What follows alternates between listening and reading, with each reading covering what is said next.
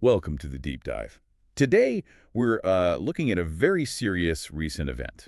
Yes, the terror attack in Pahalgam, which happened just a few days ago, April 22nd, 2025. Exactly. And the location, Baisaran Meadow, is usually known as a tourist spot in Indian-administered Kashmir. A really popular place, which makes this even more shocking. The numbers are stark. 26 people killed, mostly civilians, tragically, and one Nepalese national was also among them. And it's being called the deadliest attack there since the Pulwama bombing back in 2019. A significant escalation then. Now, initially there was a claim of responsibility, wasn't there? Yes, the Resistance Front, or TRF, put out a statement. They're often linked with Lashkar-e-Taiba. The Pakistan-based group, right, and TRF's stated reason. They framed it as opposing outsiders who they claimed were causing demographic change in the region, that kind of narrative. Okay, but then things got complicated pretty quickly. Extremely quickly. The TRF then retracted their claim, just pulled it back. Which immediately makes you ask questions, doesn't it? Why claim it and then retract? Precisely.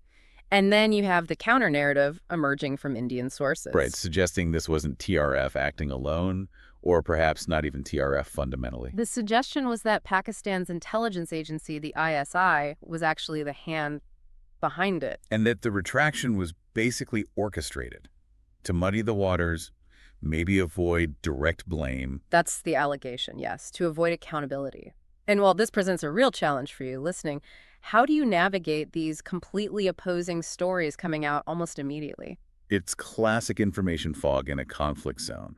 Our goal here is just to lay out what was reported and the immediate fallout. So let's look at that fallout. India's reaction was swift, Very swift. A direct accusation aimed at Pakistan. blaming them for supporting the attackers. Pakistan predictably denied it. Flat denial. And they even proposed an investigation. Yeah, they suggested a neutral investigation, interestingly proposing China and Russia be involved. Which India was unlikely to accept, presumably. What actions did India take? Several significant steps. They suspended the Indus Waters Treaty. That's a major water sharing agreement. Wow, that's a big deal, politically and practically. Absolutely. And they also revoked visas for Pakistani nationals.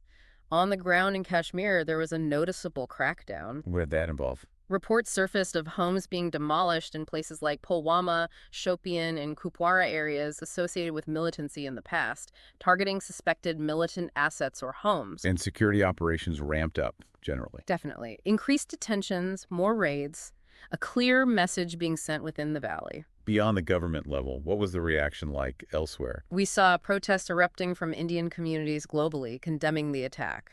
And support from other countries? Yes, expressions of solidarity came in from the U.S., the U.K., France, key international players condemning the violence. Domestically in India, was there political consensus on how to respond? Largely, yes. Leaders across the political spectrum seemed unified in supporting a strong response from the government. But were there any cautionary voices? There were. People like Sharad Pawar, for example, while condemning the attack, also warned about the potential for retaliation and the dangers of escalation. That fear, that anxiety seems to have resonated with the public, too. I saw reports about actress Charu Asopa. Right. She publicly mentioned feeling anxious about traveling, which kind of captures that public mood of unease and fear. So it's a mix of resolve and apprehension. Absolutely. Fear, but also a sense of needing to stand firm. And the current situation on the ground. It remains very tense. Military alertness is high along the line of control, the de facto border. That constant risk of things spiraling further between two nuclear-armed states. It's always there. It is, and this incident has certainly heightened that risk significantly. The fear of further escalation is palpable. So as we wrap up this deep dive, it leaves us, and you, with a difficult question. When you look at these conflicting claims, Pakistan's denial, India's accusations, the TRF retraction, And the very real human cost, the high geopolitical stakes. What does an event like this really tell you? what does it reveal about the sheer difficulty of understanding what's happening in a region so fraught with complex history, contested narratives, and intense geopolitical pressures? Something to reflect on. Thanks for tuning in.